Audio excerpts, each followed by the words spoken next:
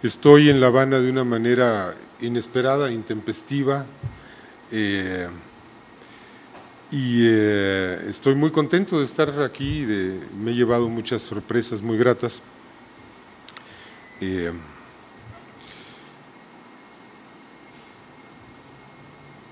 Y quizá una de las cosas que pueda platicarles en retribución de la hospitalidad cubana, de la amabilidad entrañable, sea una historia reciente, una aventura más o menos reciente, que es la aventura que hemos vivido con esta organización de muchachos, no son más de 20,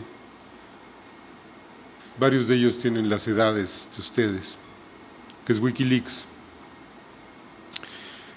que tiene tantas cosas en común con la historia de Cuba, con las actitudes de resistencia, con las actitudes indómitas que han formado a este país, que han formado a toda América Latina, aunque en América Latina ahorita hay procesos muy contrastados, procesos de desarrollo social y procesos de regresión social, como los que estamos viviendo los países incluidos en el Pacto del Pacífico, ¿no? México, Perú, Colombia y Chile, y procesos de transformación, de avance social muy significativos, que son los que involucran a buena parte de los países del continente, con sus diferencias, con sus distancias de ritmo, de tiempo, etc. No deja de ser muy impresionante que una organización de unos cuantos muchachos haya desafiado a los máximos poderes del mundo. Y cuando yo me encontré con Julian Assange en algún lugar de Inglaterra, en el este de Inglaterra, una noche de enero de 2011, en una circunstancia de clandestinidad, porque Wikileaks es una organización muy perseguida, le dije: mira, en la jornada los admiramos mucho, porque ustedes le han propinado a Estados Unidos el mayor golpe que ha recibido desde el 11 de septiembre de 2001. Y él me replicó de inmediato y sin vacilar, me dijo: sí, pero nosotros no causamos ni un solo muerto. Y sin embargo ahí está el hecho, ahí está el hecho del golpe, ahí está el hecho de la destrucción, que no es de las Torres Gemelas, sino de un aparato diplomático que fue devastado por las revelaciones de los cables del Departamento de Estado, que son las revelaciones con las que nosotros trabajamos. Yo me atrevo pues a pensar que así como hay un antes y un después del 11 de septiembre en el mundo, es una fecha que le dio un viraje al planeta, porque las relaciones internacionales no iban mal. La administración de Clinton las había dejado en un momento de relativa calma, sin renunciar, claro, a la vocación imperial de Estados Unidos, ¿no? Sin renunciar a meter la nariz en donde no le importa, sin renunciar a ir a bombardear una fábrica de aspirinas en la lejana Somalia con el pretexto de matar a no sé quién. Pero había, sin embargo, un creciente equilibrio y el mundo estaba preocupado por una agenda positiva, por una agenda climática, por una agenda contra el hambre, etcétera, ¿no? Y esto cambia bruscamente el 11 de septiembre y entramos en la negra noche del llamado combate al terrorismo internacional, que no es sino la reformulación de un discurso de dominación imperial. No voy a llegar tan lejos como a decir que los atentados del 11 de septiembre fueron fraguados adentro, en el seno del poder estadounidense. Me parece que esto es muy delirante, pero creo que el poder estadounidense aprovechó estos atentados para hacerse de un programa político, de un programa internacional, de política internacional, acorde con las necesidades de expansión de sus capitales, ¿no? Se hicieron grandes descubrimientos. En la era de Bush, por ejemplo, se descubrió que destruir un país podía ser un gran negocio. Lo aplicaron en Afganistán, lo aplicaron en Irak, y hoy en día lo están aplicando en México. México está viviendo una guerra, que oficialmente es una guerra contra las drogas, pero en realidad es una guerra contra la población, y es una guerra para devastar al país, para después reconstruirlo, para después apoderarse en mejores condiciones de sus recursos naturales, de su petróleo, etcétera, desintegrar las instituciones para entrar a saco en el mercado nacional, etcétera. Y les decía, así como hay un viraje antes y después del 11 de septiembre, también hay un viraje muy importante antes y después de este primer paquete de revelaciones sobre las miserias del poder estadounidense, que tiene lugar en el segundo semestre de 2010 y en el primer semestre de 2011. Recapitulemos. Wikileaks era una pequeña organización que había venido informando sobre asuntos en África, asuntos en China, asuntos, violaciones a los derechos humanos. Había algunas revelaciones de algunos gobiernos de países periféricos y Wikileaks las ponía a disposición de los medios, y de pronto, en 2010, a mediados de 2010, conmociona a la opinión pública mundial con los papeles de la guerra en Irak, entre los cuales, destacadamente, aparece un video tomado desde un helicóptero militar, un helicóptero artillado de ataque, que registra los movimientos del aparato y registra el diálogo de los pilotos. Son helicópteros biplaza, que llevan a un piloto y llevan a un artillero, y los dos dialogan y están volando encima de Bagdad, y de pronto detectan a un grupo de personas, una de las cuales lleva una cámara como esa, y el artillero le dice al piloto: ¿qué? ¿Les disparamos? Y el piloto les dice: dispárales. Y masacran al grupo con ametralladoras de estas que sirven para reventar tanques, ¿no? Dejan un reguero de muertos y heridos. En ese momento aparece un transporte familiar que es de una familia iraquí que va pasando, ve a los heridos y se detiene para ayudarles. El helicóptero regresa y masacra a los integrantes de ese transporte familiar. Murieron los padres, quedaron heridos los niños, 2 niñas creo que eran. Se suman más muertos a los muertos originales, y los tripulantes del helicóptero pues ya se dan la vuelta diciéndose misión cumplida, y se van muy contentos a su base. Este fue el documento más terrible, pero no fue el único. Fueron cientos de miles de documentos que testimoniaban homicidios, torturas, secuestros, violaciones, etcétera, perpetrados por las fuerzas de ocupación de Estados Unidos en Irak. Y unas semanas después viene otro paquete informativo que son los papeles de la guerra de Afganistán, en los que de nueva cuenta se pone al descubierto que esto no es una operación de libertad, esto no es un operativo para llevar la democracia a Afganistán, sino una operación de venganza contra un país y sus habitantes, ¿no? Una operación para devastar a una población inerme. El efecto es, les decía, devastador para el Pentágono, para Estados Unidos, en términos de imagen, en términos de credibilidad, es decir, la credibilidad se viene por los suelos, y todavía no terminan de reponerse de esas revelaciones cuando en noviembre, a fines de noviembre de 2011, Wikileaks anuncia que tiene 250,000 cables del Departamento de Estado, es decir, reportes redactados por las embajadas, los consulados, en este caso la Oficina de Intereses de Estados Unidos en el mundo, y enviados al Departamento de Estado.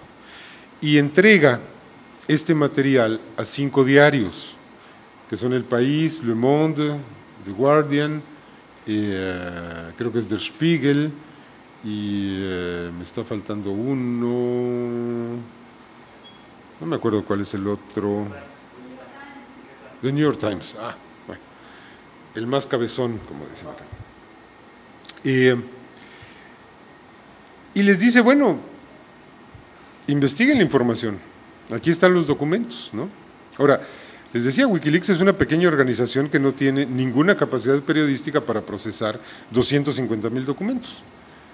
Entonces tiene que actuar en colaboración con otros medios que tienen más capacidad instalada periodística para ir convirtiendo en noticias esos documentos crudos, que son muy arduos de leer, son muy aburridos, están llenos de siglas, de claves, de cifras, etcétera, que no están hechos pues como noticias, sino que están redactados como reportes, como informes, muchas veces secretos, muchas veces confidenciales, de los diplomáticos de Estados Unidos al Departamento de Estado. Empieza el trabajo de estos 5 medios y muy pronto la opinión pública del mundo se da cuenta de que estos 5 medios están actuando en una forma poco periodística, poco correcta, es decir, se están guardando la información, están especulando con ella, están apostando con ella, y a veces en vez de descubrirla la ocultan.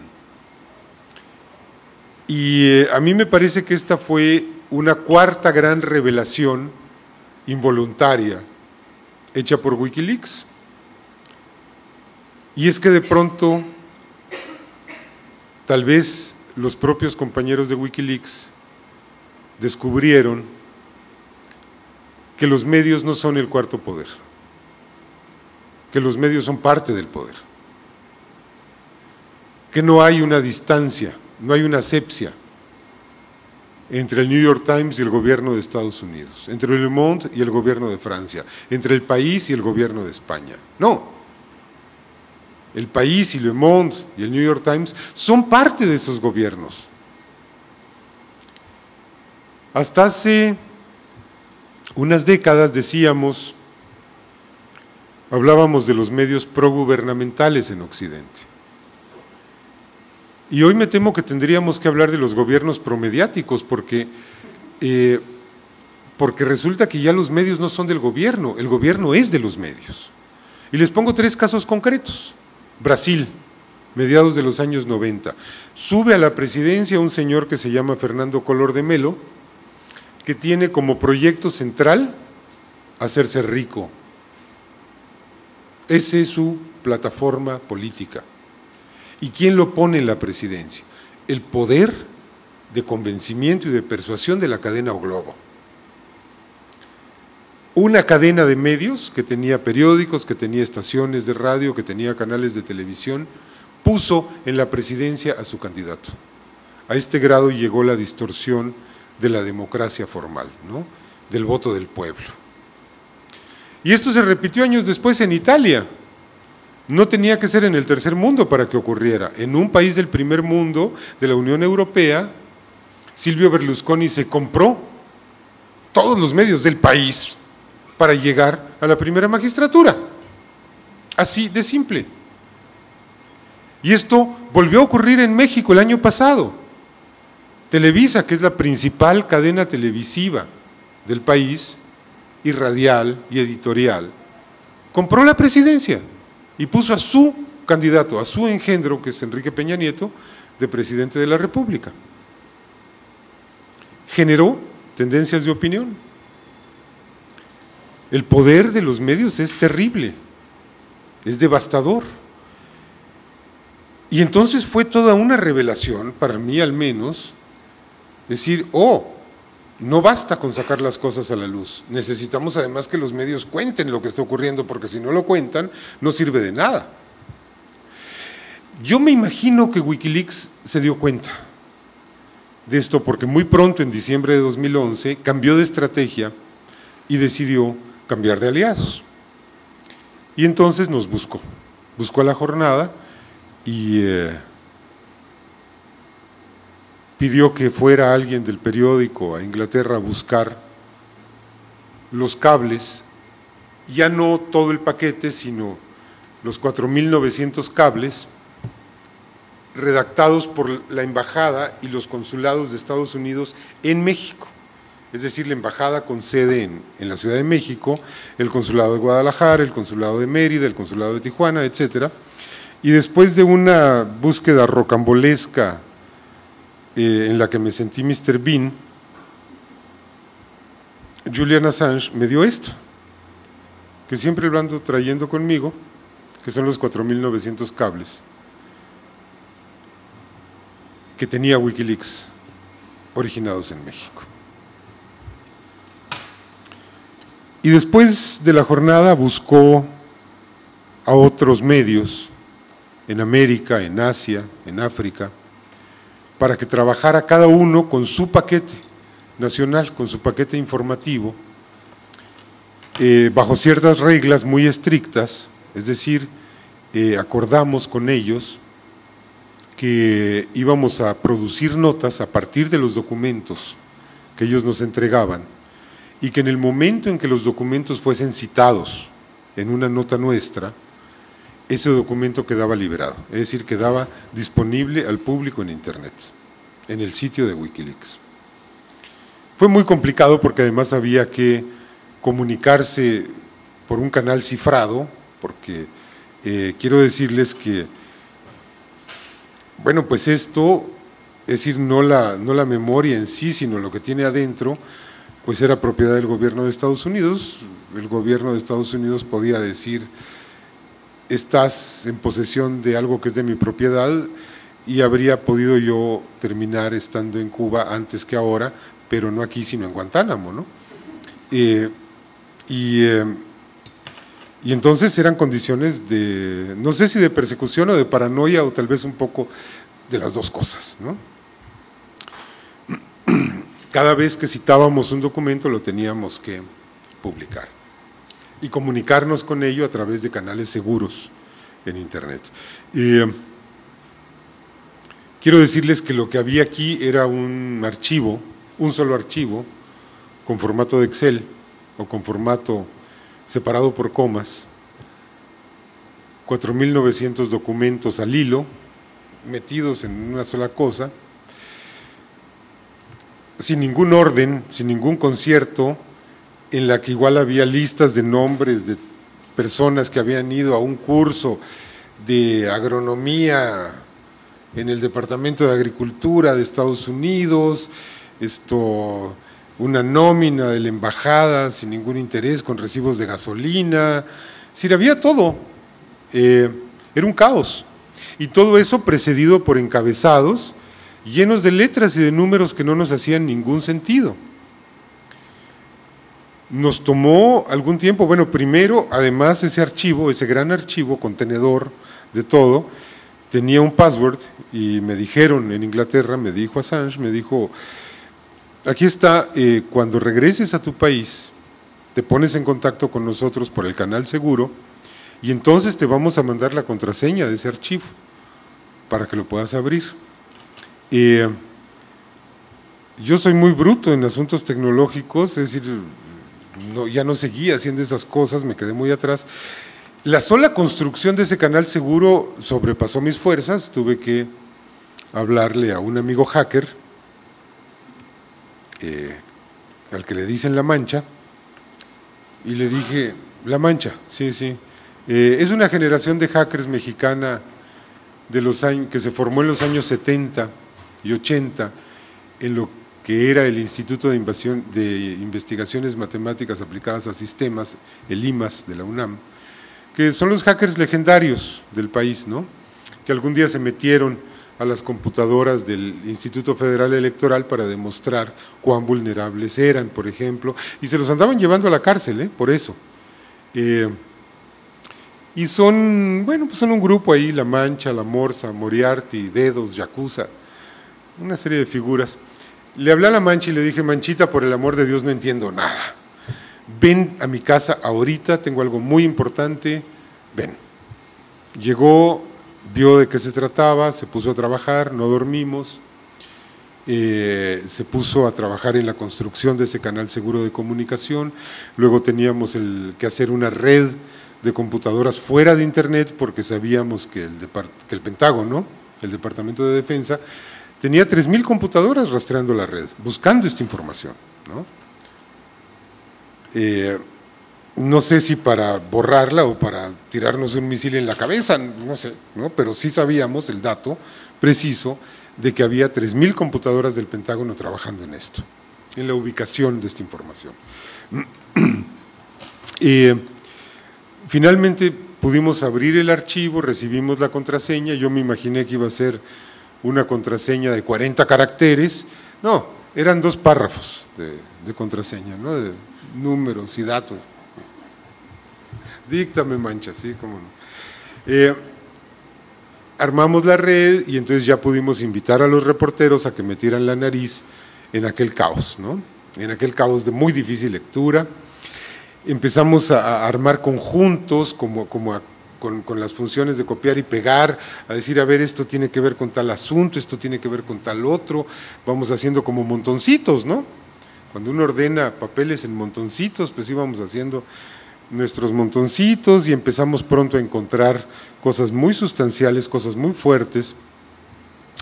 Y para principios de marzo de 2011 estábamos empezando a publicar información del archivo de Wikileaks sobre México. ¿Qué publicamos? Bueno, publicamos unas 400 noticias quizá, unas 400 noticias. Les diré, me voy a referir a 3 o 4.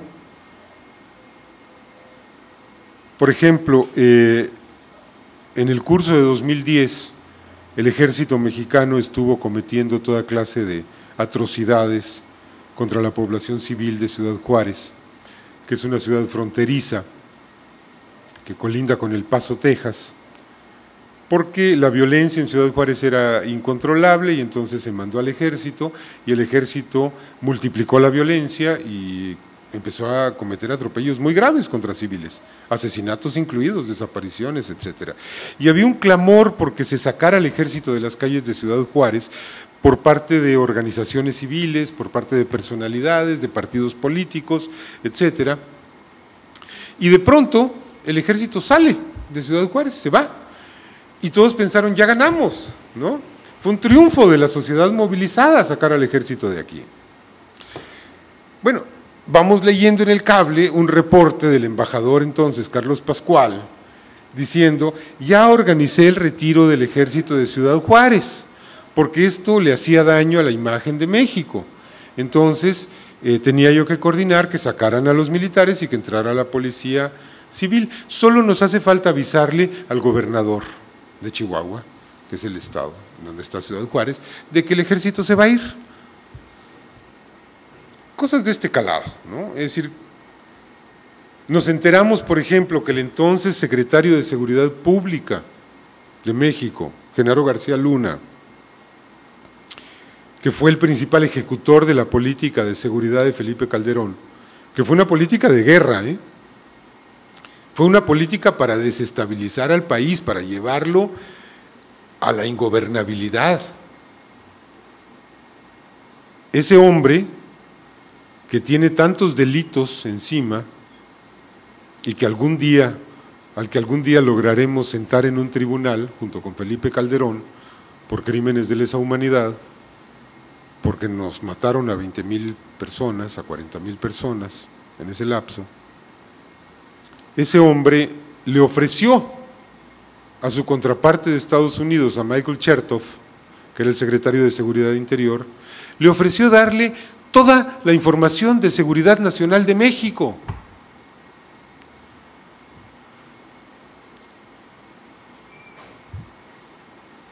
Y no se puso a considerar que en toda la historia de México, desde 1821, que es el año en el que se consuma la independencia, hasta 2011, que es el año en que hace ese ofrecimiento, la principal amenaza a la seguridad nacional de México se llama Estados Unidos. México ha sufrido muchas invasiones, casi todas han venido de territorio estadounidense. Estados Unidos le quitó a México la mitad del territorio.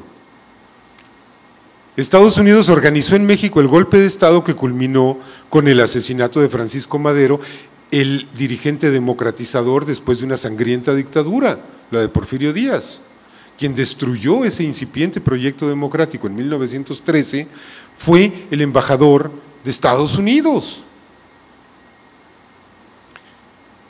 Son estadounidenses las empresas que a fines de los años 30 del siglo pasado tenían toda la vertiente del Golfo de México bajo su dominio, bajo su control, al margen del imperio de las leyes mexicanas. Ellos quitaban y ponían autoridades locales, ellos mandaban asesinar dirigentes campesinos, eran las empresas petroleras. Y el presidente Lázaro Cárdenas las tuvo que expropiar, porque habían conformado un Estado dentro de un Estado. Ellos mandaron tropas a perseguir a Pancho Villa. Ellos han bombardeado el puerto de Veracruz 14 veces. A esos Genaro García Luna les estaba entregando la información de nuestra seguridad nacional, de ese tamaño. México no tiene más amenazas a la seguridad nacional que Estados Unidos. España dejó de serlo a principios del siglo XIX. Francia dejó de serlo desde que el imperio de Napoleón III fue derrotado en México, en 1870 y algo.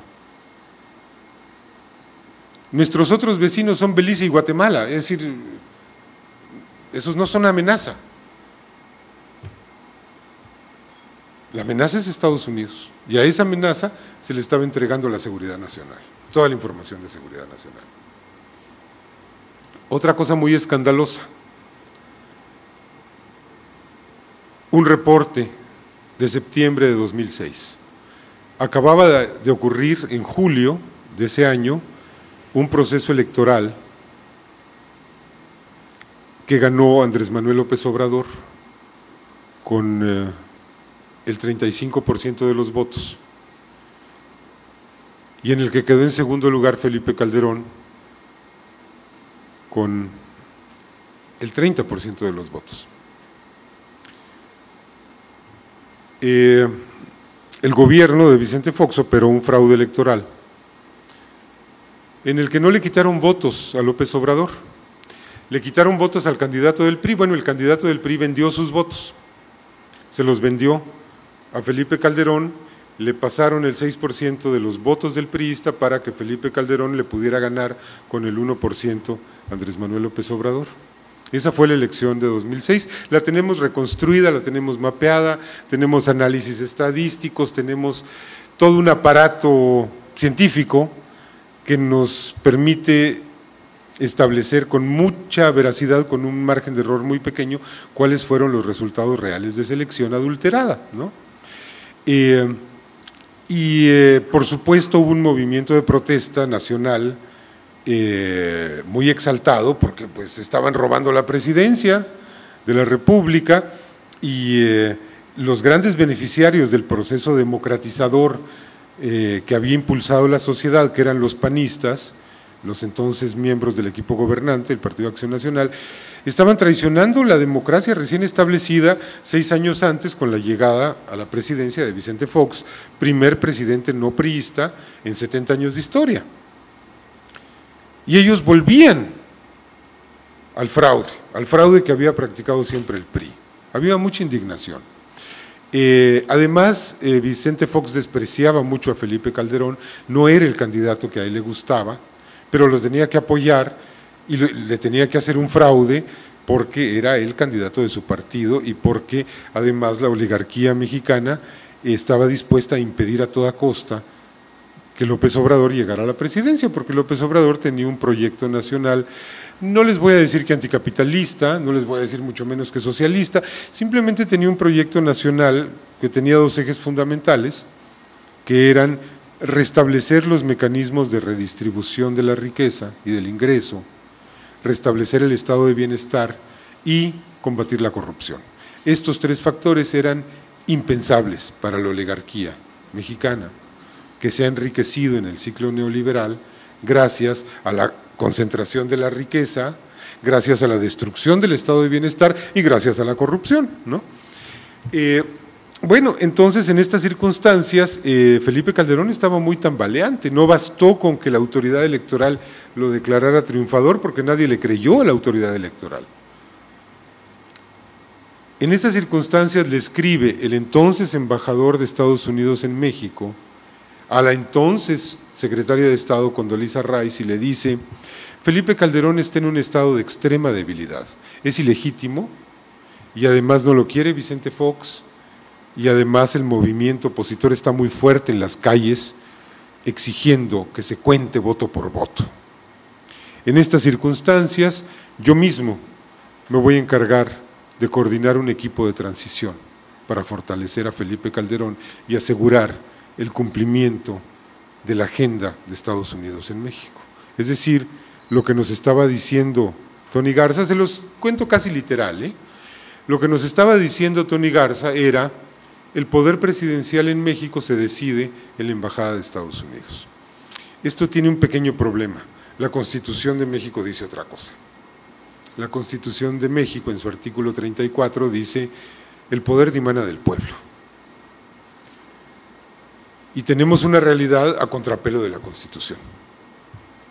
Tenemos una realidad que choca de frente con las normativas constitucionales.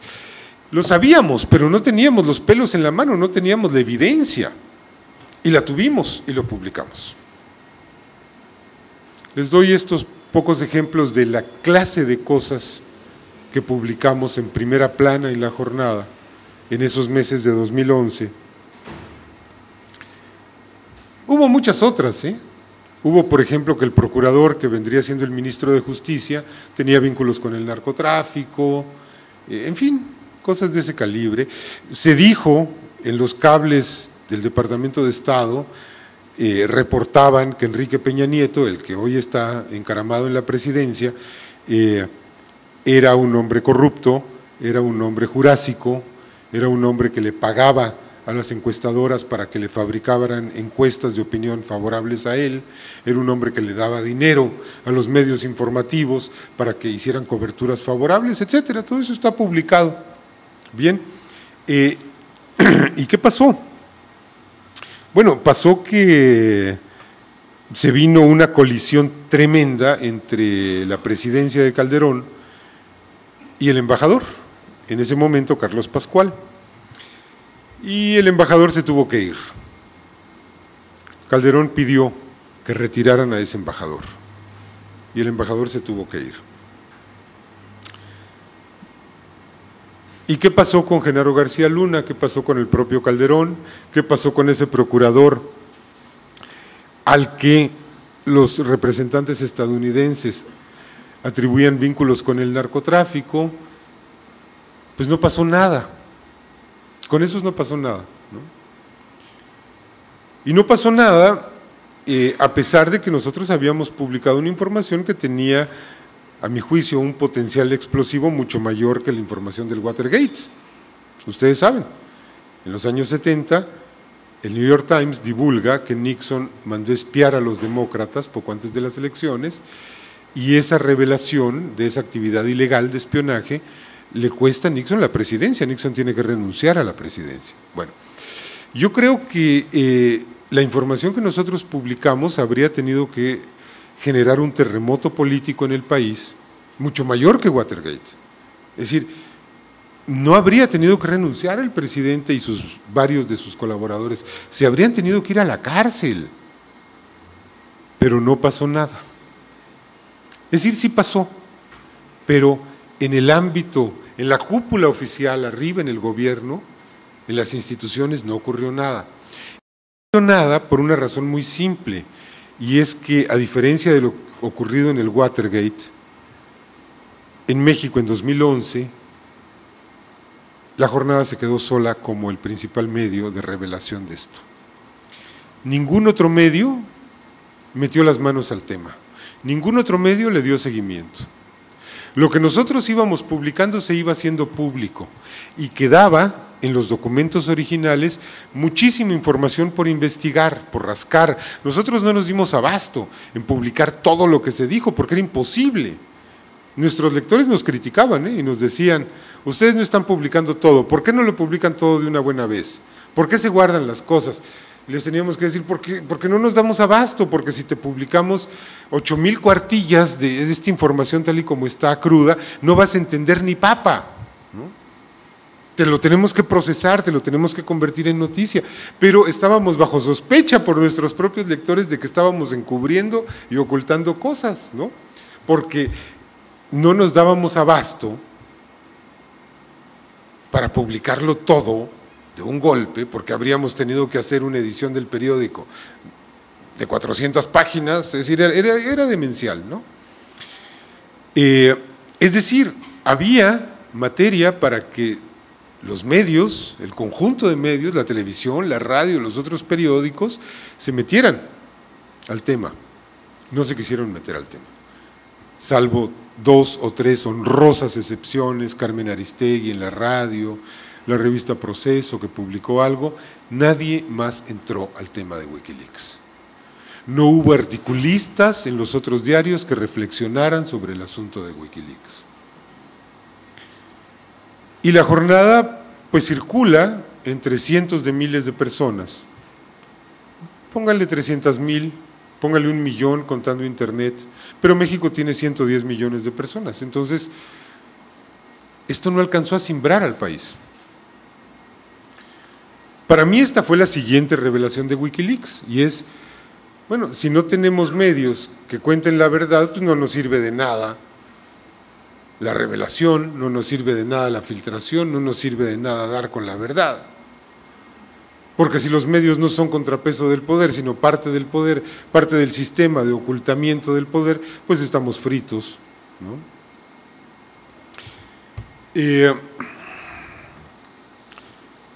Sin embargo, las cosas se movieron, sin embargo hubo sectores de la sociedad en los que esta información que nosotros íbamos publicando causó un gran impacto, y a mí me parece que esto fue decisivo en la gestación, un año después, de un gran movimiento ciudadano encabezado por los jóvenes, que se llama Yo Soy 132. Después de años en los que los jóvenes estuvieron ausentes de la escena política, de pronto un incidente que parecía muy menor, que fue un gesto de altanería del entonces candidato Peña Nieto, hoy presidente de la República, insurreccionó a los jóvenes.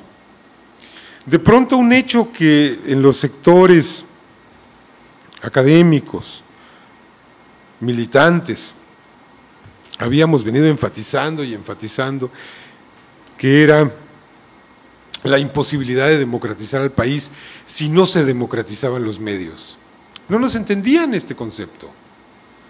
Nos decían, ¿pero qué tiene que ver el PRI con la televisión? Y les decíamos, bueno, es que la televisión fortalece al PRI, es que la televisión le genera al PRI el discurso hegemónico, es que gracias a la televisión la verdad del PRI es la verdad. Bueno, esto que nos costaba tanto trabajo explicar, hacer entender, de golpe cientos de miles de personas lo entendieron con el movimiento Yo Soy 132. Y lo entendieron porque de golpe entendieron que la fuerza central de Enrique Peña Nieto como candidato no era su popularidad, sino el respaldo televisivo que tenía atrás. El hecho de ser un candidato construido por la televisión a la manera en que la televisión construye productos. Peña Nieto era un producto, Peña Nieto es un empaque, Peña Nieto es una cara vacía, es una etiqueta bonita, adentro de la cual lo que hay es un proyecto político devastador, ¿no? Un proyecto político terriblemente dañino para México, terriblemente dañino para América Latina, porque significa perpetuar el alineamiento de México con los poderes imperiales. Lo entendieron los jóvenes de Yo Soy 132 y creo que en gran medida lo pudieron entender porque habíamos estado publicando esta información de Wikileaks.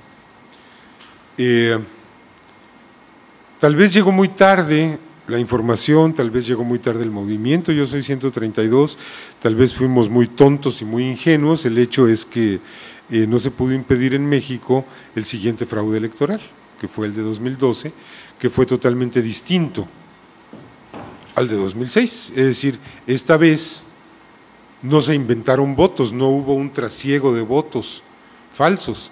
Esta vez los votos que estaban adentro de las urnas a favor de Peña Nieto eran verdaderos. El problema es que 5 millones de esos votos fueron comprados. El PRI repartió cientos de miles de tarjetas de débito con un poco de saldo para ir a tiendas departamentales por 50, por $100, distribuyó gallinas y chivos en las zonas rurales, distribuyó bolsas con comida, materiales de construcción a cambio del voto. Echó a andar una máquina que es harto conocida en el país, pero nunca nos imaginamos que fuera a ser de semejante magnitud y no se pudo impedir este nuevo fraude, esta nueva distorsión de ese artículo constitucional que dice el poder dimana del pueblo.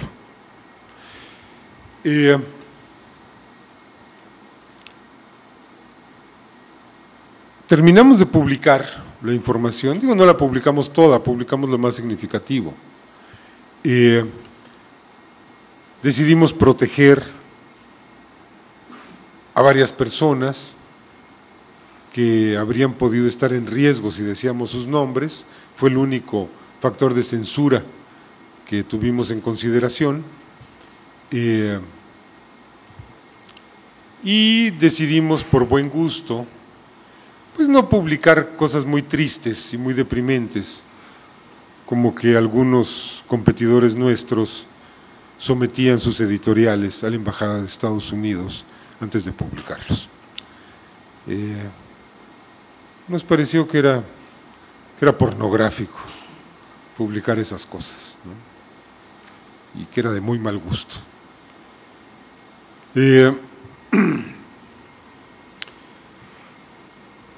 Después hemos tenido historias de colaboración con Wikileaks.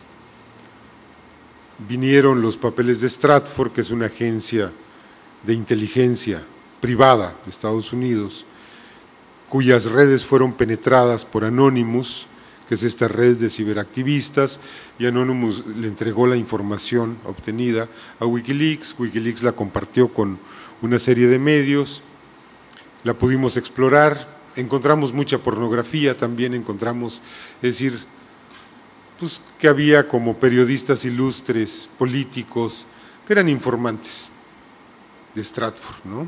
Ya ni siquiera de la CIA, para tener un mínimo de nivel, de Stratfor, que es la empresa privada, ¿no? Y nuestra conclusión ahí principal fue, pues, si la inteligencia de Estados Unidos depende de Stratfor, qué mal están, ¿no? Porque están confiando en informantes que están perfectamente desorientados y desinformados, ¿no? Fue una conclusión muy triste. Y después llegaron los papeles de Nixon, que es una cosa muy interesante que ha hecho Wikileaks. Si me permiten meterme un poco en la menudencia de la desclasificación de documentos en Estados Unidos, hay dos formas de ocultar las cosas. Una es ocultarla, literalmente, es decir, mantenerla secreta. Y otra es divulgarla en medio de un torrente de información. Es decir, hoy la moda, el modus operandi de los poderes establecidos ante esto, ante la irrupción de esto que se ha llamado la transparencia y todo esto, consiste en decir, me quieres vigilar, me quieres fiscalizar, quieres ver, buscar en dónde están mis trampas. Bueno, ahí está todo el presupuesto de 2012, todas las facturas. investiga. Y se vuelve una tarea titánica, y se vuelve una tarea absolutamente imposible de realizar y decir, a ver, ¿dónde se robaron el dinero estos? ¿No? Pues busca entre 30 millones de facturas y luego cotéjalas con estados contables de 7,000 dependencias de gobierno, ¿no? No hay manera. Está perfectamente escondida la información. El gobierno de Estados Unidos, cuando le piden que desclasifique algo, hace algo muy simple. Lo desclasifica, pero lo pone en la red en formato PDF, como imagen. No como texto PDF, sino como imagen PDF. De modo que si uno hace una búsqueda por palabra no se puede, porque son imágenes. Y entonces hay que hacer un reconocimiento de caracteres, hay que transformar la imagen en texto, es decir, es una tarea imposible de realizar a menos que uno sea el gobierno de Estados Unidos, reconvertir eso en texto, ¿no? Entonces ellos son así de tramposos, es decir, algo que está en formato digital, por ejemplo en Word, le toman una foto y te dicen aquí está el documento, ¿no? Y te ponen la foto de ese documento junto a 10 millones de páginas de Word fotografiadas. ¿Cómo busca uno ahí? ¿No? Bien. Junto con eso, ha habido algunas desclasificaciones accidentales que se les pasan y por error desclasifican cosas que no deberían desclasificar. En 2009, por ejemplo, ocurrió algo muy gracioso, y es que el gobierno inglés colgó en la red los planos de sus submarinos nucleares, ¿no? Por un descuido burocrático que alguien confundió un archivo, que era un archivo sobre, yo qué sé, las cosechas de 1969, y pusieron los planos de los submarinos Polaris, de los submarinos nucleares británicos, ¿no? El equívoco duró algo así como 72 horas, pero yo me puedo imaginar perfectamente que en esas 72 horas los chinos, los iraníes, los norcoreanos, etcétera, exprimieron esos archivos, ¿no? Entonces, con todo este universo, Wikileaks encontró una manera de digitalizar todas las imágenes para convertirlas en texto y hacerlas consultables. Y trabajó con un universo de 2 millones de documentos desclasificados que por primera vez podían ser consultados en línea, por primera vez se podía buscar en ellos, etcétera. Y hemos venido trabajando en ese proyecto. En el ínterin ocurrió lo que ustedes saben, es decir, Assange para eludir la persecución que Estados Unidos tiene en contra suya a través de Suecia y de Gran Bretaña, porque hay pues toda una construcción de una película de que violó a unas suecas y que entonces tiene unas acusaciones por abuso sexual en Estocolmo, y que Estocolmo lo pide en extradición a Londres, y Londres lo tenía bajo arresto domiciliario, y ya venía la extradición a Estocolmo y de allí era segura la extradición a Estados Unidos. En ese momento Assange decide buscar asilo en la Embajada de Ecuador en Londres, y hace poco más de un año, en junio se cumplió, creo que el 19 de junio, se cumplió un año de que Assange está atrapado en la Embajada de Ecuador en Londres sin posibilidad de llegar a Ecuador. Así como ahora Snowden está en el aeropuerto de Moscú sin encontrar una vía segura para llegar a Venezuela, a Bolivia, a Ecuador mismo, a Nicaragua, ¿no? Bueno, entonces nos pareció importante entrevistar a Assange porque decíamos, Wikileaks le ha dado a Estados Unidos el golpe más demoledor, tal vez ahora ya no, tal vez Snowden le ha dado uno aún más demoledor, pero decíamos, bueno, desde las Torres Gemelas Estados Unidos no había sido golpeado en su poder imperial como lo fue con Wikileaks, y curiosamente había un aspecto muy desconocido de Assange que a mí me parecía muy interesante conocer y divulgar, que era su visión del mundo, que era su pensamiento. Es decir, ¿por qué hizo lo que hizo? ¿Porque es un muchacho travieso? ¿O porque está loco? ¿O porque es protagónico? o porque tenía un interés monetario, o porque tiene una ideología, o porque quiere cambiar al mundo. ¿Por qué lo hizo? Entonces decidimos ir a Londres a entrevistarlo. Y estuve el mes pasado en la Embajada de Ecuador en Londres y hubo una plática de toda una tarde con él. Y lo que yo me encontré fue un hombre con una visión política muy clara del mundo, con una visión muy clara además y muy moderna de cómo ocurren las luchas de poder y las confrontaciones en el mundo de hoy entre los grandes poderes establecidos y las sociedades. Estamos en un mundo opresivo, estamos en un mundo oscuro, dominado por poderes tiránicos que a veces son políticos, a veces son gobiernos, a veces son conglomerados empresariales, a veces son organismos internacionales. Miren nada más cómo está el sur de Europa, perfectamente devastado por imposiciones del Fondo Monetario Internacional, del Banco Mundial, ¿no? Son sociedades en desintegración por la escala salvaje en la que se ha pretendido imponerles castigos fiscales y sociales, ¿no? Así como América Latina estaba devastada en los años 80 por esas mismas recetas de esos organismos, ¿no? Esos son los poderes que conforman una dictadura mundial y a los que se suman los medios. Los medios no contrarrestan a esos poderes, son parte de ellos. Y encontré que Assange comparte esta visión, y que para él el activismo internético, el ciberactivismo, ha sido una forma de buscar cambiar al mundo, transformar la realidad. Él ha encontrado esa vía y me dijo, bueno, en la política no me he metido, ahora ya se metió, porque es candidato a senador en Australia, lo cual le daría una mejor posición para obligar a Londres a soltarlo y a permitirle que viaje a Ecuador. Pero me decía, bueno, no me metí en el mundo político, en el mundo de la política, me metí en el mundo de las revelaciones, en el mundo de la información. Yo creo que Assange es un periodista, sus socios, sus primeros socios, estos periódicos en los que primero confió, dicen no, él no es un periodista, él no es nuestro colega, él es un informante. Los periodistas somos nosotros. No, yo creo que Assange es un periodista, creo que tiene una idea muy clara que estuvimos platicando. Y yo le pregunté, le dije, bueno,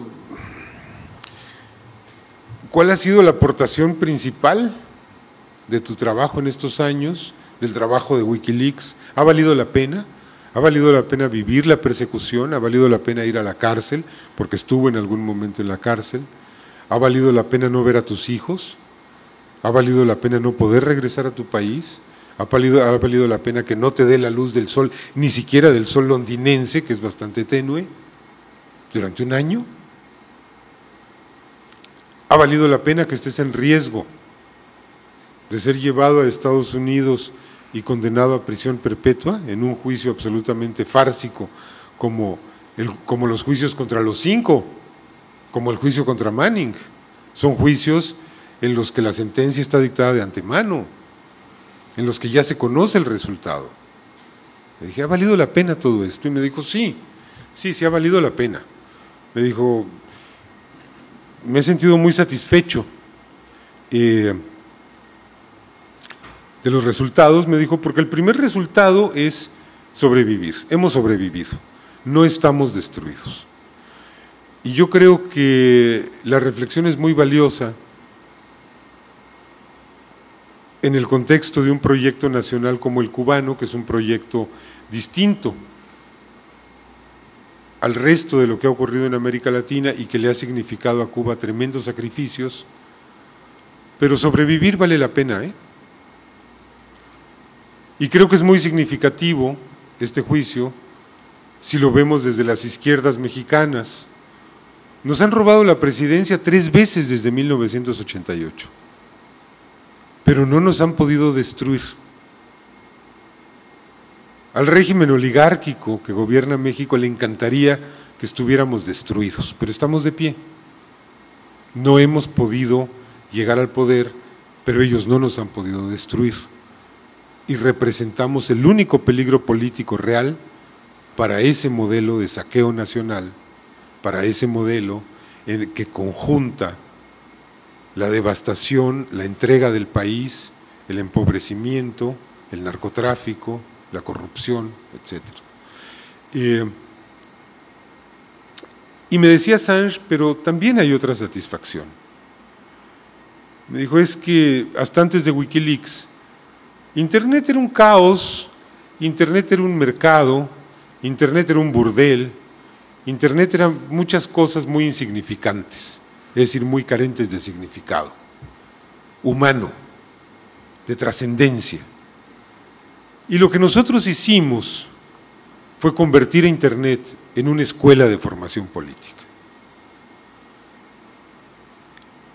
Y me dijo, mira, una cosa es que tú leas sobre un asunto. Nosotros podemos leer de Playa Girón, ese episodio de la historia de Cuba, y aprenderemos de esa lectura, pero no aprenderemos en la misma forma en la que aprendieron quienes vivieron Playa Girón, la crisis de los misiles, etcétera. No somos protagonistas de esa historia. Los protagonistas de esa historia tienen hoy 60 años, 70 años. Y sin embargo somos protagonistas de muchas historias. Podemos ser protagonistas de muchas historias. Somos contemporáneos de esta gran batalla por la información. Somos contemporáneos de esta gran venganza que se está gestando, esta gran contraofensiva. Para mí, el secuestro de Evo Morales y la confiscación del barco cubano en el Canal de Panamá son parte de la misma historia, ¿eh? Son una gran contraofensiva, son capítulos de una gran contraofensiva del imperio que está profundamente tocado por dos fenómenos. Por su propia desnudez, que es una desnudez muy inmunda, porque han quedado al descubierto sus tripas de asesino, de criminal consuetudinario, de corruptor, de intervencionista, de espía, ¿no? De espía masivo. Ahora con lo de Snowden, es decir, ahora yo hacía la broma, bueno, yo en cada email, en cada mensaje de celular, en cada entrada de Facebook, en cada tweet, yo le pongo una postdata a Obama, ¿no? Le mando saludos, lo insulto, le digo cómo amaneciste, ¿no? Sé que es una metáfora, es decir, sé que no es propiamente Obama el que está interceptando mis comunicaciones, pero sé que las instancias del poder público en Estados Unidos las están interceptando. Y en ese sentido sé que soy un protagonista, soy una víctima de eso que está ocurriendo, una víctima directa, nadie me lo está platicando. No tengo que ir a un libro de historia para enterarme de esto. No tengo que ir a un libro de historia para saber que si yo tengo un mensaje que pasar a mis semejantes, a mi círculo de amigos, a mis lectores, que pueden ser 10, pueden ser 2, pueden ser 15,000, tengo los instrumentos para hacerlo. Y sé que esos instrumentos están intervenidos, pero que ni siquiera esa intervención puede detener la difusión de esos mensajes. Creo entonces que esto, la escuela política nueva, ¿no?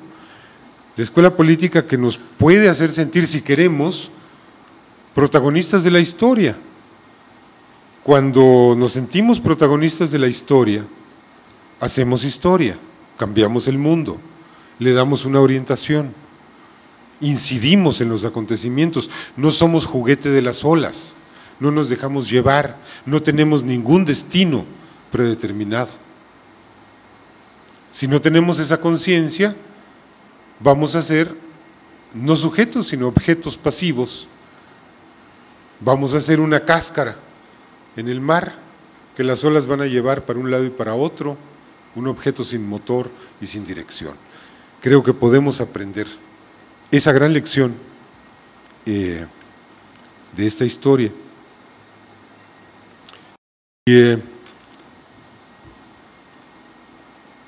Me parece además que con todas las limitaciones, con todos los problemas que afronta Cuba, particularmente en el ámbito de las telecomunicaciones, de la informática, etcétera, no podemos renunciar a ello. Tenemos que aguzar la imaginación, tenemos que aguzar la cooperación, la colaboración, tenemos que inventar formas, no podemos quedarnos en la queja de, bueno, no tengo internet, no tengo ancho de banda, no tengo computadora, no tengo monitor de 30 pulgadas, no tengo impresora láser. Podemos interactuar, ustedes lo saben perfectamente, no nos podemos quedar al margen. Tenemos el deber como sociedades de empujar los cambios. Las grandes representaciones políticas son expresión de algo, son expresión de otros poderes o son expresión de nosotros mismos. Depende de lo que decidamos, depende de nosotros. Yo les puedo decir, el gobierno mexicano no es la representación del pueblo, el gobierno mexicano es la representación de un conglomerado empresarial y delictivo. Queremos un gobierno que sea nuestra representación. ¿Quién sí es nuestra representación? El gobierno de la Ciudad de México. Ese es de la gente. Ahí no pasa el fraude, hasta ahora. Ese lo conservamos, lo mantenemos. ¿Y qué pasa si nos desentendemos y decimos, bueno, ya estamos representados? Lo vamos a perder.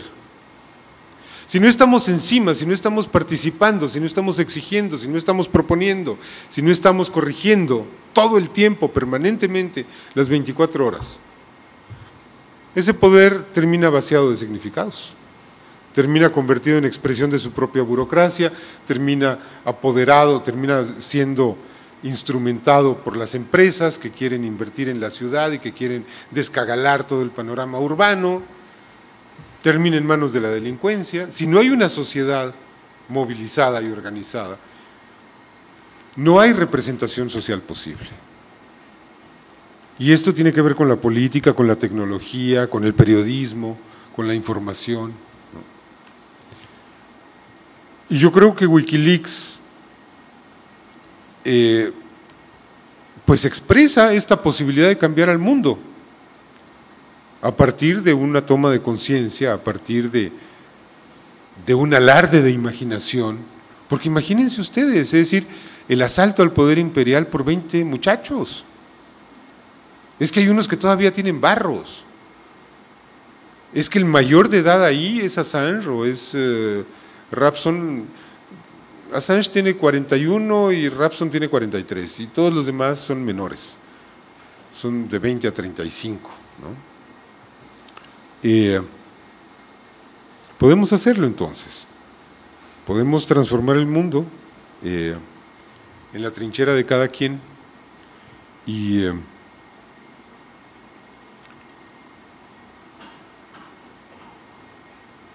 podemos involucrarnos en estas historias en la forma más básica que se me ocurre, que es estando al tanto de ellas, estando al tanto de que lo que queremos todos es básicamente lo mismo, es decir, yo creo que todos queremos comer, todos queremos libertad, todos queremos una soberanía individual, todos queremos que no haya atropellos de intereses minoritarios sobre las mayorías. Estos son objetivos que ni siquiera son de la izquierda, que son objetivos de las sociedades, ¿no? Y luego esas sociedades tienen la visión tan distorsionada por los medios que creen que esos objetivos se alcanzan por el libre mercado, o creen que esos objetivos se alcanzan simplemente por el hecho de ganarse una etiqueta de democracia regalada por la OCDE o por la ONU o por cualquiera de esas cosas, ¿no? Y no.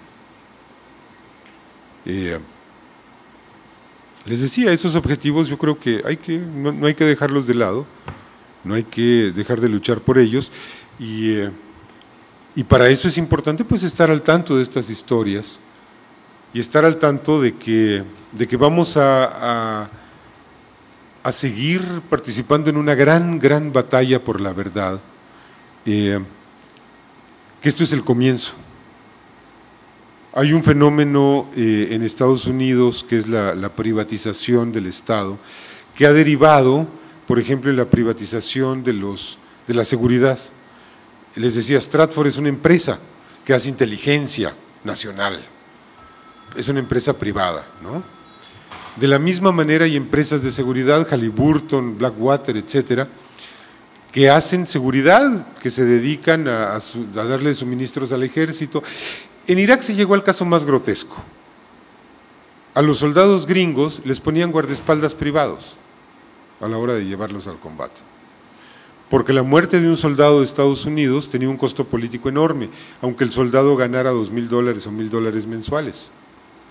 Entonces, se contrataba guardaespaldas que ganaban 10 veces más para que cuidaran al soldado. Si matan al guardaespaldas no importa, porque no es una baja oficial, porque las bajas de las empresas privadas, de los consultores, no se contabilizan. Esas cosas tan grotescas de la privatización, ¿no?, de privatizar todo lo inimaginable, las aduanas, el agua, lo que se les ocurra, se traduce en algo muy gracioso, y es que hoy en día en Estados Unidos hay cerca de 4 millones de personas que tienen acceso a información clasificada, que son no necesariamente empleados públicos, sino empleados de estas empresas privadas que le dan servicios a los organismos de seguridad, que le dan mantenimiento a sus computadoras, que le dan servicios de captura, servicios de escaneo, servicios de lo que ustedes quieran, ¿no? Y esos millones de personas, pues basta con que 10 de esos millones de personas se arriesguen, se atrevan a tener un acto de valor civil como lo han tenido Manning, como lo ha tenido Snowden, como lo ha tenido Julian Assange, para propinarle golpes muy severos al imperio. Ese es el escenario en el que estamos, y tengámoslo muy presente. Estamos luchando todos los días, desde siempre, y vamos a seguir luchando porque esto no se acaba nunca. Por vidas dignas en lo personal y en lo colectivo.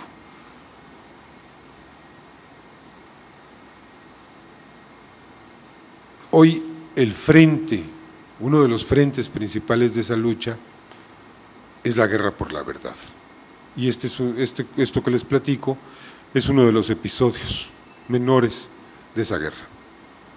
Gracias, y si quieren, platicamos.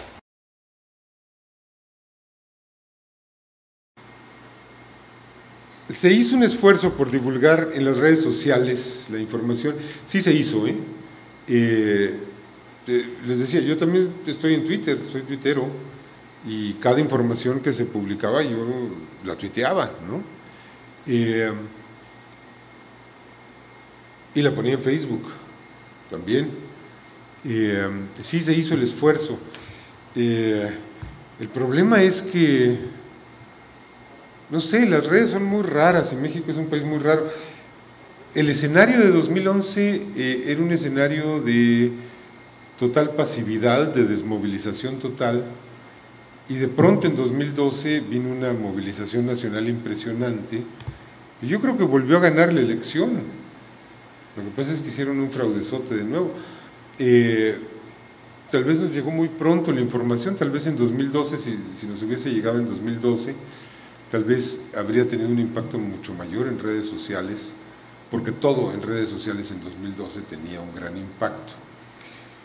Pero sí hicimos ese esfuerzo, muy insuficiente porque la jornada tiene muchas deficiencias en el ámbito internetico. Todo medio las tiene, todo medio surgido en el papel tiene deficiencias en internet, Y en la jornada estamos haciendo un esfuerzo muy serio por actualizarnos, por pensar internéticamente, que creo que es muy importante. Es decir, yo soy de la idea de que el papel está condenado a la extinción. Me duele porque es bonito el papel, pero es muy racional como industria comerte media hectárea de bosque para hacer un tiraje, ocupar a todo un cuerpo de redactores, de reporteros, de editores, de secretarias, de mensajeros, de directores, de coordinadores, y después a todo un cuerpo de maquinistas para echar a andar la rotativa, toda la tripulación de la rotativa, toda la energía eléctrica que eso se lleva, el agua, el papel, la tinta, y después echar a andar una red de distribución enorme para generar un producto que tiene una vida útil de 2 horas, porque después del mediodía el periódico te sirve para envolver la vajilla, para espantar al perro y para matar las moscas, ¿no? Es un poco grotesco como industria, ¿no? Entonces tenemos que evolucionar, vamos a internet, y tenemos rezagos, sin duda. No sé, ocurrió muy prematuramente, ocurrió muy tardíamente. Tal vez si hubiésemos empezado con estas revelaciones desde antes, habríamos llegado a 2012 con una mayor conciencia social, no lo sé. Las redes estaban muy dormidas en 2011 y despertaron en 2012. Te doy los elementos de juicio, pero no tengo un juicio preciso al respecto. El papel de estos compañeros, bueno, mira, no sé, a mí no me gusta pensar en términos de quién es más heroico que quién, ¿no? Es decir, creo que cada uno de ellos ha hecho lo correcto en el momento en que debía hacerlo, asumiendo riesgos personales monumentales. ¿Quién es más héroe? No sé. No me gusta ver las cosas así.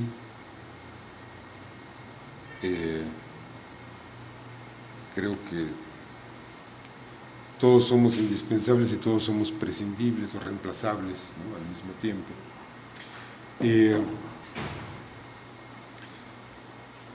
Tienen otro papel, hay algo oculto en los actos de Manning, Assange y Snowden. No creo, es decir, creo que todo está a la vista. En el caso de Manning, bueno, pues es público, está publicado que Manning traía un conflicto interno muy grave antes de hacer las revelaciones. Tenía un problema de identidad de género. Yo no sé si eso tuvo que ver con las revelaciones o no. Yo, en lo personal, sí me imagino que si una persona sin ese componente está en los zapatos, o más bien en las botas de un soldado estadounidense en Irak, está sometido a una tensión devastadora. Si además tienes un problema de identidad de género, me parece que es normal que esa tensión se multiplique por 10, por 100, por 1000, ¿no? Esas son las circunstancias en las que Manning filtra la información. El hecho es que es un héroe. Las circunstancias en las que Assange decide dar a conocer esto, bueno, Assange ya llevaba una carrera, Assange estaba dedicado a filtrar, o más bien a divulgar filtraciones y a procurarles que tuvieran una orientación periodística, porque sí, yo creo que Assange es un periodista simplemente por el hecho de que él no pone en un servidor de archivos todo lo que se encuentra, porque sabe que eso no es revelar información, eso es ocultarla, eso es volverla irrelevante, eso es desinformar. Él entrega la información a medios porque sabe que un medio es importante, porque sabe que es necesario el trabajo periodístico para poder entregarle al público información legible, coherente, y creo que tiene la noción perfectamente clara de lo que es el trabajo periodístico, del periodismo impreso, del periodismo en video, del periodismo internetico, aunque él no haya estudiado periodismo, pero lo tiene muy claro, ¿no? Y Snowden, bueno, yo no tenía la menor noticia de Snowden, creo que sigo sin tenerla, es decir, pues no sé de él más de lo que se ha publicado en los medios, que es muy poco, que no es nada, ¿no? Es decir, tenemos 2 declaraciones, tenemos que tenía una casa en Hawái, que vivía con una novia, que se fue a Hong Kong, sabemos que tiene un padre en Estados Unidos que le dice, hijo, regresa y te van a perdonar, no sabemos más. Con esos elementos, ¿qué se puede decir de Snowden? Bueno, se puede decir que lo que hizo es enormemente liberador para las sociedades, empezando por la estadounidense, y es demoledor para el poder público de Estados Unidos y para las empresas que dominan Internet, que han traicionado sistemáticamente su promesa de preservación de la privacidad de los usuarios para entregarle al gobierno, a las instancias más sórdidas y siniestras del gobierno, la información privada de los usuarios. Esos son los elementos de juicio y lo que ha dicho me parece coherente y me parece que es muy sensato y que está muy bien y estoy de acuerdo, ¿no? Y creo que también es heroico. Tal vez un día descubramos que todo era una jugada malévola, no lo creo. Es decir, así como les digo, me cuesta mucho creer que estampar un avión contra las Torres Gemelas era una jugada malévola del poder estadounidense. Pues no creo que sea un poder tan masoquista, ¿no? Que exhiba de esa manera su propia vulnerabilidad, ¿no? Tirando otro avión en el Pentágono, ¿no? Pues ¿como para qué? Sí creo que aprovechó magistralmente la oportunidad, ahí sí hubo una conjura, para decir, esta es una oportunidad dorada, ¿qué vamos a hacer con este tesoro que tenemos en las manos, ¿no? Pero yo creo que el tesoro se los puso Osama Bin Laden y Al Qaeda. Entonces decía, no veo designios malévolos en Snowden, aunque no tengo información de él, ¿no? Y en efecto, los medios a los que originalmente se distribuyó la información de Wikileaks, sí se ayudaron, a pesar de ellos, ¿no?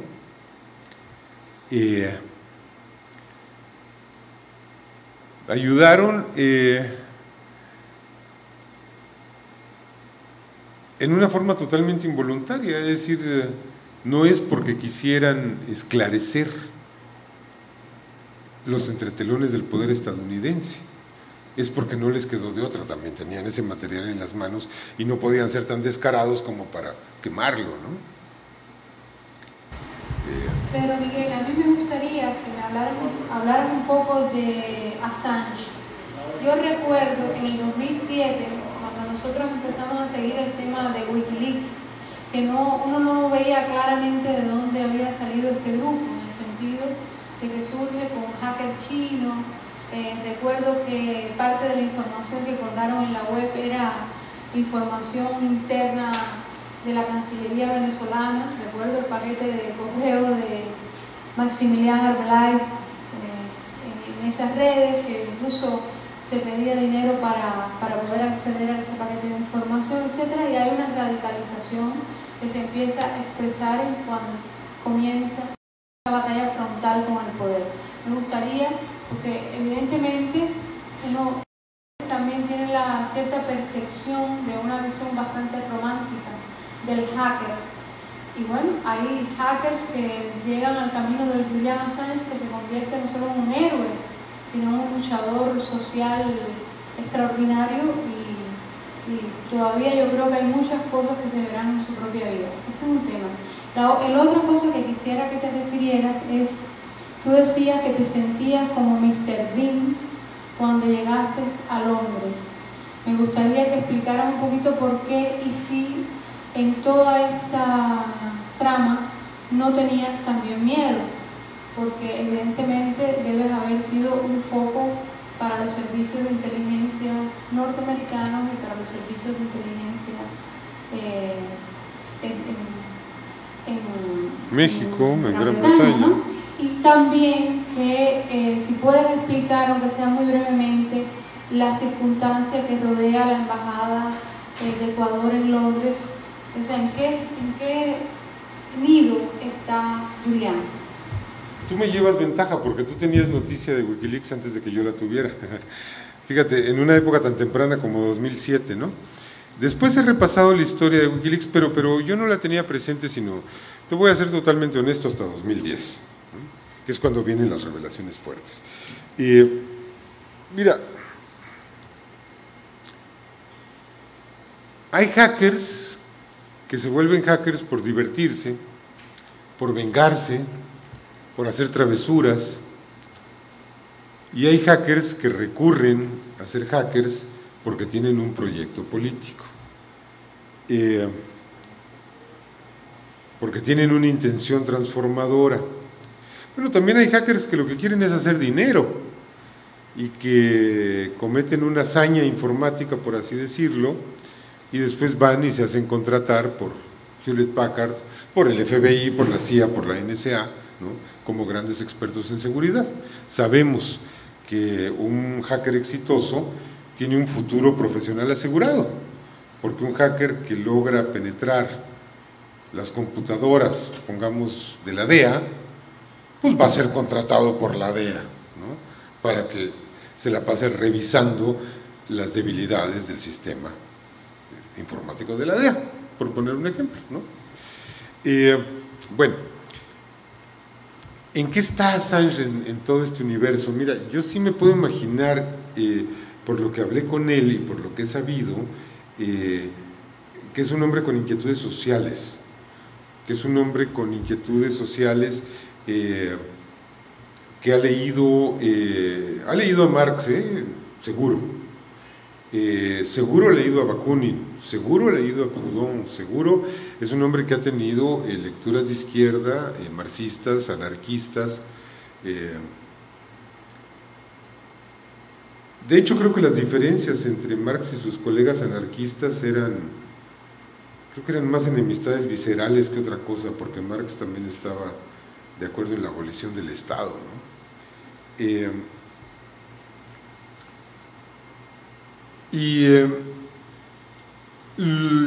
Yo no sé si se ha radicalizado o si bien ha tomado partido. Vamos a ver, yo creo que como lector de los anarquistas, como lector de un Marx muy originario, muy puro, Assange es un hombre que está contra el Estado, contra los estados constituidos, contra los poderes conformados, ¿no? Y sí me puedo imaginar como una imparcialidad muy radical, de decir, no me importa qué gobierno, estoy contra el gobierno. Me lo puedo imaginar perfectamente, ¿no?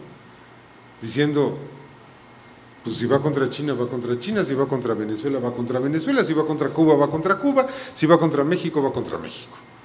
Mi tema es, mi enemigo es el gobierno, ¿no?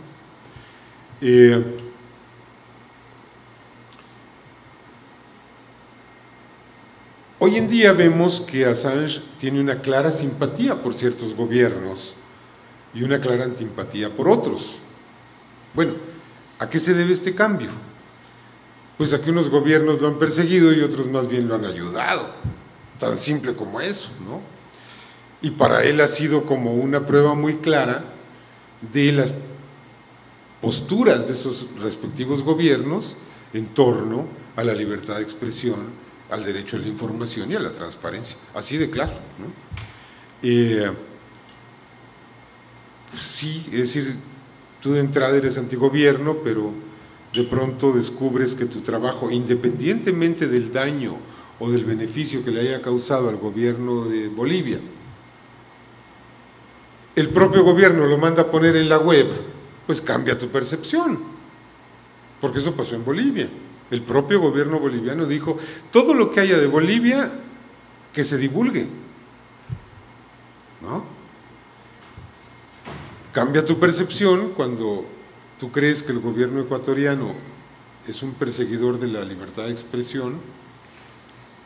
Aquí sí tengo datos muy precisos, es decir, sí tengo el dato de haberme encontrado con Christine Hrafson, que es el número 2 de Wikileaks, en Guayaquil, en un congreso auspiciado por El Universo, que es el periódico más oligárquico, más entregado a los intereses de Estados Unidos, más mentiroso que se puedan imaginar, que fue demandado por Correa, porque acusó a Correa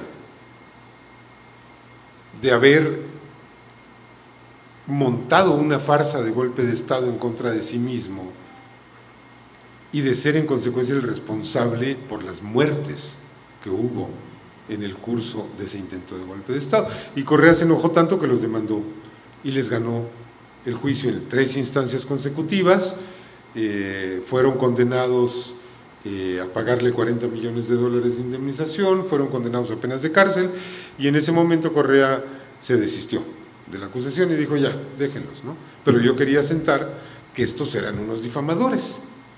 Ese es El Universo.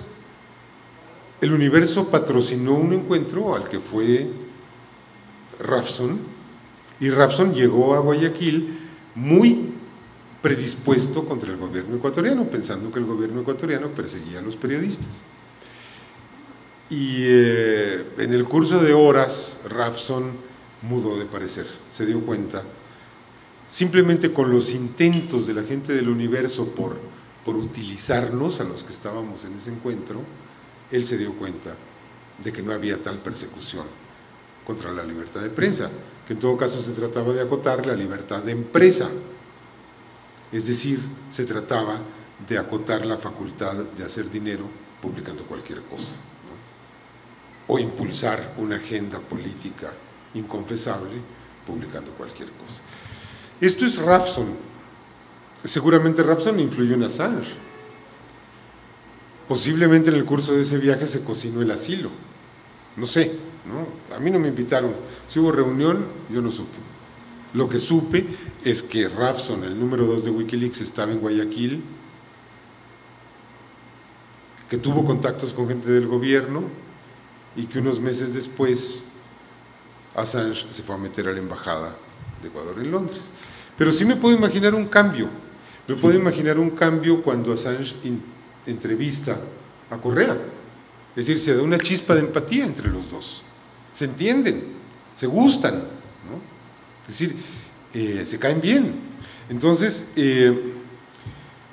creo que la mudanza, si la hubo, tiene más que ver con experiencias personales que con consideraciones ideológicas. Creo que tiene más que ver con cómo se va desarrollando la historia de uno, ¿no?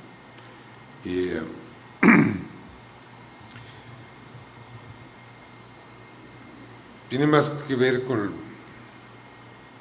bueno, y con quizá hay mudanzas, ¿no? Es decir, lo que hablábamos hoy en la mañana, ¿no? Bueno, a mí Chávez me caía muy mal. Al principio yo decía, pues es un gorila, será de izquierda, pero esto es un gorila, es un golpista, es un militarote, ¿no? Pasaron años para que yo fuera diciendo, no, pero espérate, Chávez es un líder muy importante y tiene razón en lo que dice. Bien, nunca me cayó, nunca sentí simpatía personal por Chávez. Pero los sucesos, las evidencias, fueron transformando mi percepción de Chávez, ¿no? Pero sí, en un principio yo sí decía, híjole, ya más militares golpistas, no, por favor, ¿no? No sé, es decir, quizá esto de un paralelismo, ¿no? Tenía miedo cuando fui a recoger los cables, estaba muerto de susto. Estaba muerto de susto y además fui tan cándido, tan tonto, que pues, cuando me dijeron, pues ve a Londres a recoger los cables, pues compré el boleto más barato que había en Londres porque pues estoy en La Jornada es un periódico pobre, siempre hemos tenido el reflejo de la pobreza, ¿no? Y de que no hay que gastar mucho porque no tenemos mucho dinero. Compré el boleto más barato y el boleto más barato a Londres hacía escala en Dallas, ¿no? y no fui consciente de lo que había hecho, sino hasta que me vi en el avión de Dallas a Londres, sentado con un tipo que me empezó a hacer plática y era consultor militar de Halliburton en Irak. Iba a Bagdad pasando por Londres, ¿no? Y de pronto digo, claro, estos son los que salen de Dallas rumbo a Londres, y yo ¿en qué estoy? Estoy en la boca del lobo, ¿no? Sí, estaba muerto de susto, pero estaba muerto por dos sustos, ¿no? Es decir, Estados Unidos me daba miedo, no, eran muchos sustos. Me daba miedo Estados Unidos, me daba miedo Gran Bretaña, me daba miedo la inteligencia de México. Afortunadamente Calderón deshizo al país, pero también deshizo los organismos de inteligencia, entonces creo que esos ni se enteraron de que yo había ido por lo que había ido, ¿no? Porque la inteligencia mexicana era buena y sí se enteraba de en qué cosas andabas y te pescaba. Ah, te pescaba, seguro, ¿no? A mí me pescó de joven, una que otra vez. Entonces, tenía mucho miedo de hacer el ridículo.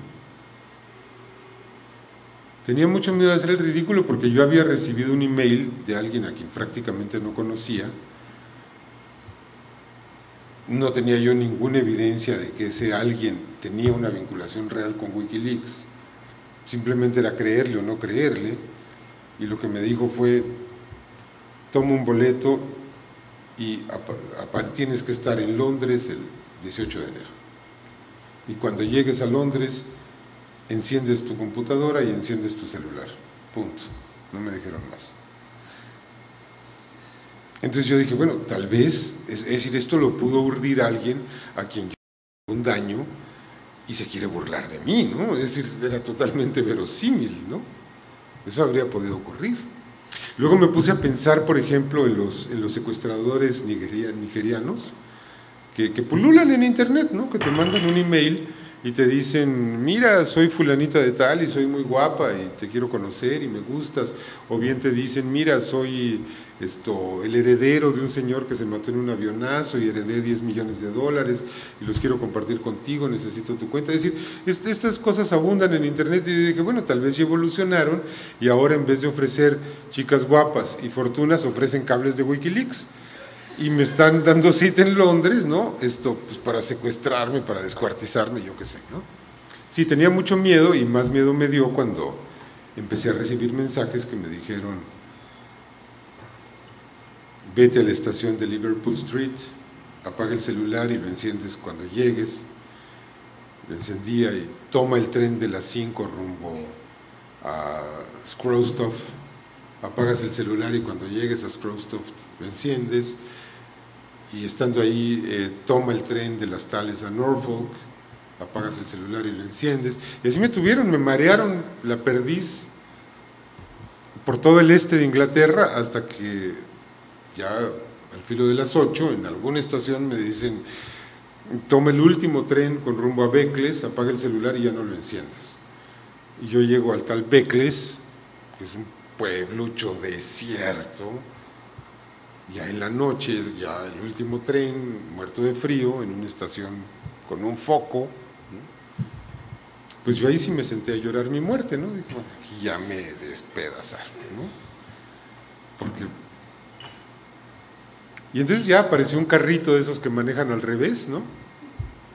Con unos chicos, que me dijeron, súbete, y dije, bueno, pues ya que estoy aquí, pues me subo, porque, ¿no?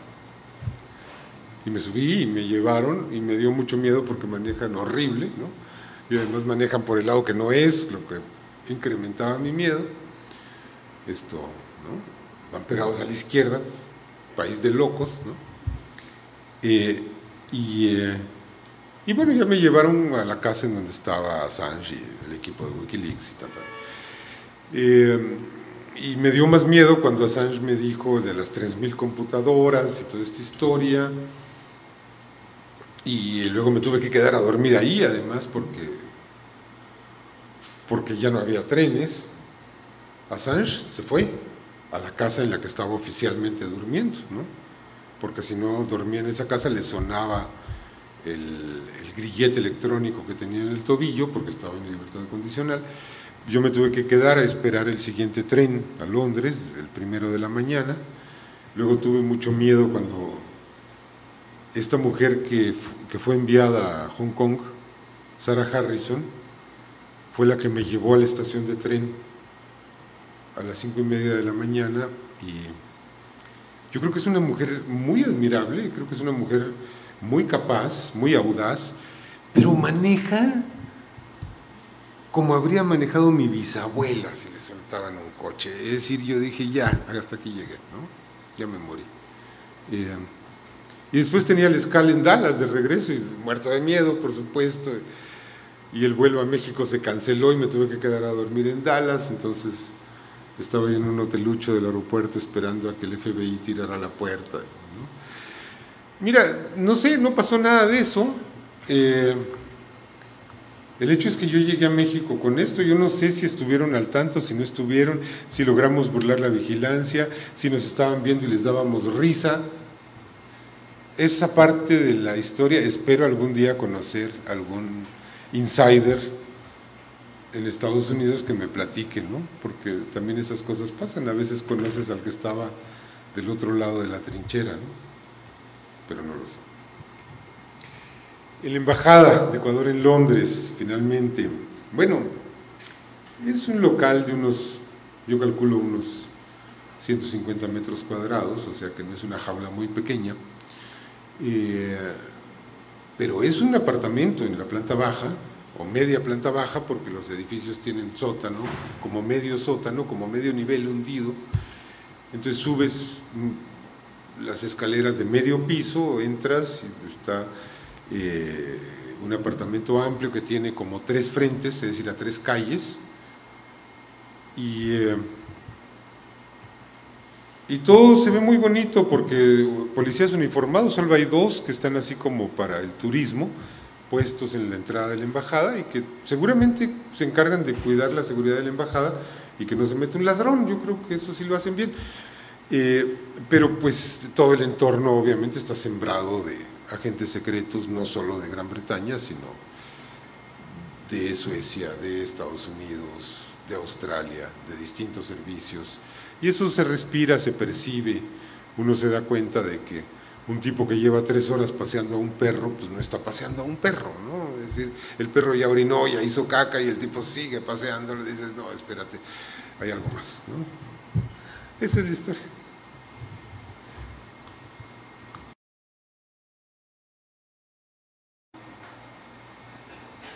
Assange es muy crítico de Facebook. Él dice, Facebook es una máquina para espiar, está concebida para espiar. Yo disiento un poco, es decir, sí, Facebook es una máquina concebida para espiar, pero con un sentido preponderantemente comercial. Es decir, Facebook lo que quiere es sacar tus datos para venderte cosas. Ese es mi parecer. Y eso es lo que quieren los principales jugadores de Internet, de la Internet mundial. Exprimirte tus datos para ver cuáles son tus intereses, para ver dónde vives, para ver cuánto ganas, para venderte desde jabones hasta automóviles. Creo, hasta casas, creo, esa es mi impresión. Creo que el espionaje gubernamental ocurre de manera incidental en el momento en el que Facebook es requerido para entregar los datos y los entrega, sin ningún tapón. Pero no creo que el gobierno haya inventado a Facebook para espiar a los ciudadanos. Creo que lo inventaron unas corporaciones para espiar a los ciudadanos, pero no para detectar terroristas, sino para detectar consumidores. En esto tengo una discrepancia con Assange. O soy más cándido o no soy tan paranoico, no sé cuál de las dos cosas. En todo caso, lo que te puedo decir es que para mí Facebook ha sido un instrumento maravilloso. Es decir, si el precio que tengo que pagar es que sepan que tengo una hija, 2 perros, pues que lo sepan, ¿qué me importa? ¿No? El punto es que a mí Facebook me permite compartir reflexiones con 8,000 personas, o con más, es decir, 8,000 tengo como amigos entre las 2 cuentas que tengo sumadas, pero esos amigos tienen amigos y luego reproducen, ¿no? Y yo creo que hay puntos de vista que hay que dar a conocer, creo que hay documentos que hay que dar a conocer, creo que hay reflexiones que hacerse, información que pasar, y bueno, que existen 8,000 personas que tienen acceso a eso que yo voy poniendo, me parece que es importante y que tiene más importancia eso a que el FBI, la CIA y Samsung se enteren de mis preferencias políticas, de mis intimidades, de mis gustos comerciales. Tampoco los ando escondiendo, es decir, ni los ando exhibiendo ni los ando escondiendo, ¿no? Si yo estuviera empeñado en estrellar un avión en las Torres Gemelas, sería muy estúpido que usara Facebook, porque me descubrirían, ¿no?